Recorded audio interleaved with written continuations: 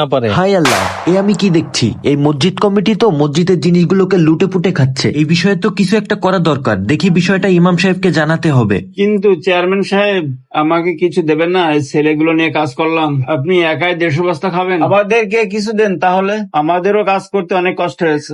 এই ক্যাশিয়ার সাহেব, কি বললে তুমি? এটা আমি খাবো মানে? এই চালকে আমি খাবার জন্য রাখতেছি? মসজিদের গোডাউনে জায়গা কম আছে, এই জন্য তোমাকে বললাম আমার গোডাউনে বাকি চালগুলো রাখতে। আর সব ছেলেপেলের সামনে তুমি এসব কথা বলতেছো। এই, তোমরা যেন কেউ কিছু মনে করো না। না না চেয়ারম্যান সাহেব, চালগুলো আমার গোডাউনে সংরক্ষণ করার জন্য রাখা হয়েছে।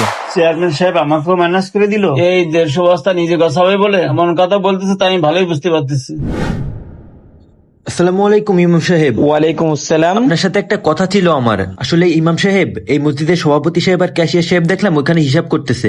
মসজিদের জন্য 200 বস্তা চাল উঠাইছে পুরো গ্রাম থেকে, আর চেয়ারম্যান সাহেবের জন্য তার ভিতর থেকে 150 বস্তাই